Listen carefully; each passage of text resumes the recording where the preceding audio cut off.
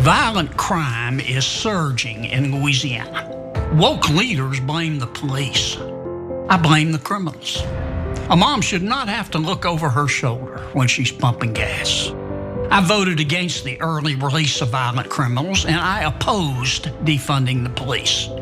Look, if you hate cops just because they're cops, the next time you get in trouble, call a crackhead. I'm John Kennedy, and I approve this message.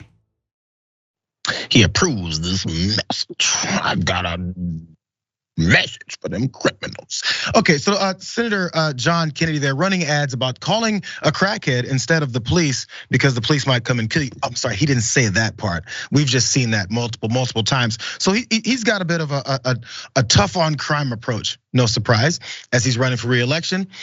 There's two other Democrats though that are challenging him, and they're actually pushing back on some of this rhetoric. But first, let's go to some of the things people are worried, shocked, and also remember some of these reminders of ways that he hasn't practiced all of this tough on police talk. Maybe it's just something he wants to push right now. Here's some details from Salon. We have to address violent crime. That's what Democratic challenger Luke Mixon, one of his challengers, said in a statement obtained from NOLA.com. We do that by funding our police departments. That's what Mixon said. Senator Kennedy voted against $350 billion in funding for local police departments. To paraphrase Senator Kennedy, watch what people do, not just their embarrassing one-liners. Again, that is from Salon. Now, Kennedy's 30-second ad there is part of this whole strategy that they're pushing about scaring people more about crime, because they know that it works out for them electorally. Now, again, let's just mention that one thing about his calls for support of the police, but not necessarily the money. I'm actually okay that he's not wanting to push all that money towards them anyway, because there's other ways of policing. Yes, they're pushing to defund the police line because people don't understand what it means, or they choose to not understand what it means. I guess again, political speak there. Now, this whole thing about ongoing crime in the country, specifically now in Louisiana, many people are wondering about the do nothing cops versus actually funding more for this. So in a recent interview with Fox News, Kennedy says, if we want to get control of this crime problem that we have, we're gonna have to do a couple of things. We're gonna have to hire more cops.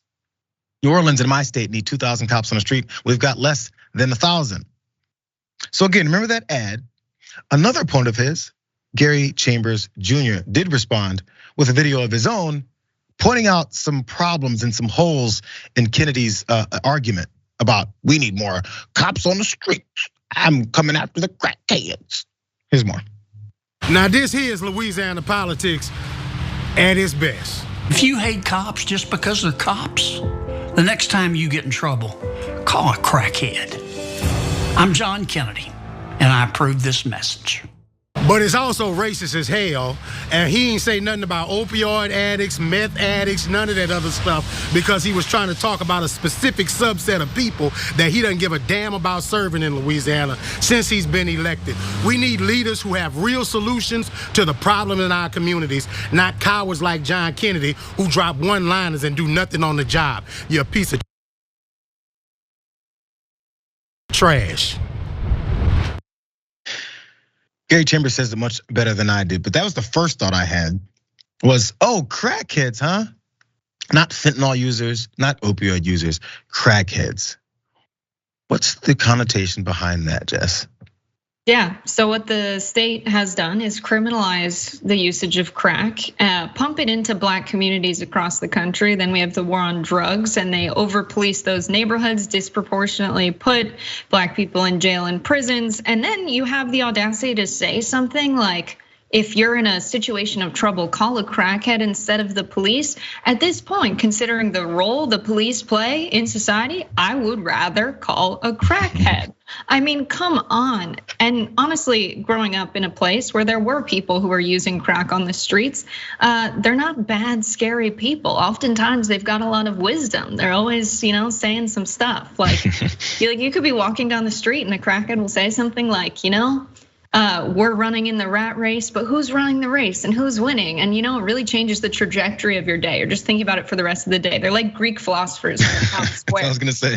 So you call a crackhead, you might learn something. You call the police, they might escalate the situation. And the place we're in right now is one where people don't have resources. They've intentionally stripped resources and opportunity from our communities. And then people join gangs for protection. They commit crimes of economic necessity. They sell drugs, and they end up being put in prison for conditions that were created by the state. So Gary Chambers, if you're in Louisiana, I don't love electoral politics at this point. I don't think it's the path to change our country, but people like Gary Chambers are doing really good work speaking truth to power. And speaking straight and directly to people the way that they would hear it, and with, again, actual reality behind these things. There's all this masking with political statements, especially when it comes to ads like that.